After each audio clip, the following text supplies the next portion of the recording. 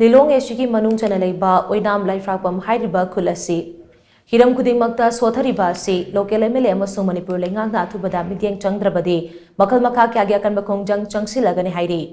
ngasi OINAM LAIPHRAKPAM gi club amasung mairapaibi loop singna sinduna LAIPHRAKPAM community hoda miyamna wakan mifam chathaki wakan mifam aduda saru yakibi OINAM LAIPHRAKPAM gi mairapaibi koisnam be makaubi amana phongdorakpada LILONG एशिगी मनुंग चना LEIBA OINAM सावोंबोंग ग्राम पंचायत की लंबी थोंगी फिबम असी अदुकी मतिक फत्रे थक्नबगी अफबा इसिंग सु फंगलक्तबा चही अनि फारकले मफम असिगी लंबी थोंग सेमजिन बिनबा ममांगदा कयारक खोंजंग चंगसिनख्रबसु local MLA अमदे Manipur लेंगांगना ngasi फाउबा ताबीदना लेरकले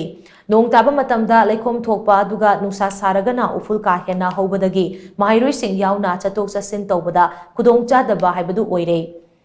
लंबी असे चीफ मिनिस्टर मसामंगनसु ओखिबगा लोइनना सेमजिलगनी हाइबगी थाजबा पिरमखे अदुबो ngasi फाउबा तुमिना लेशनखिबा से थमोय सोकना नुंगाइते अमरोमदा ओइनाम सावोंबोंग वाटर सप्लाई अमसोंग लाइफ्राकपम मनेंग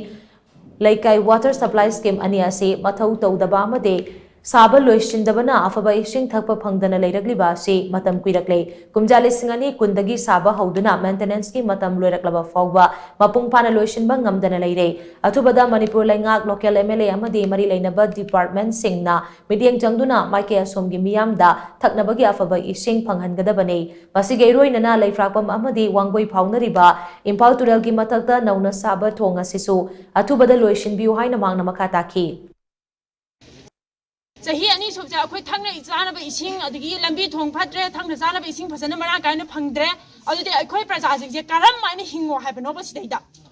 करम माइने हिंगो हाइबनो अदुगा अखोयना फमजरिबा वाकन मिफमसिदा अथुबा मतमदा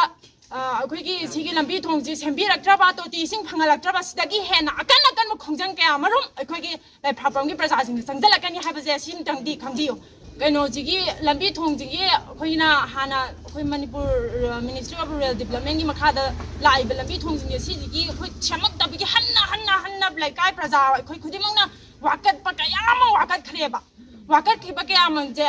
कनामता हन्ना तुना मथुना मनाना अमता ताद्रेबा अदु ताद्रबजु लोकल